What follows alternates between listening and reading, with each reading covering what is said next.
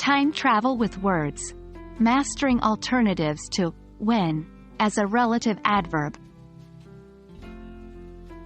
Hello, language explorers. Welcome to another exciting journey through the realms of English grammar. Today, we're going to talk about a key aspect of English relative clauses, the relative adverb, when. More specifically, we'll be discovering alternatives to when, and learn how to select the appropriate one depending on the context. As always, remember that practice makes perfect, so keep practicing these concepts to get a firm grasp. Before we dive into the alternatives, let's clarify what when does as a relative adverb. When is used to introduce a relative clause, and it refers to a time. For example, do you remember the day when we first met? Here, when is relating to the day, a point in time. But when isn't the only relative adverb we can use for time. Sometimes, we can use where or as alternatives. Remember that context is king here.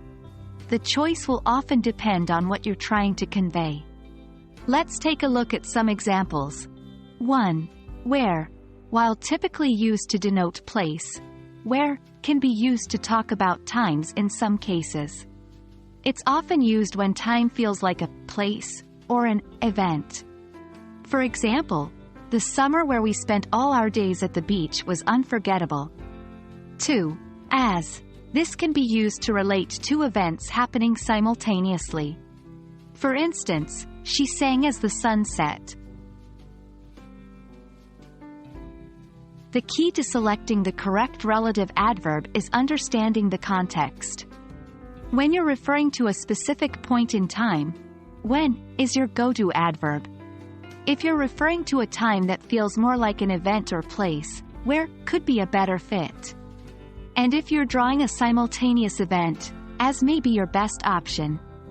Tip: always take a moment to consider what you want to convey. The beauty of language lies in its flexibility, and English is no exception. Practice time.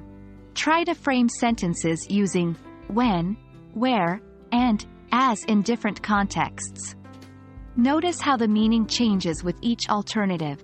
For example, can you see how "I love the days when I can relax" feels different from "I love the days where I can relax"? That's it for today, language explorers. I hope this guide helped you understand how to use and choose alternatives to when as a relative adverb. Remember, practice is key in mastering these nuances, so keep trying to use these in your everyday conversation. Happy learning, and see you next time.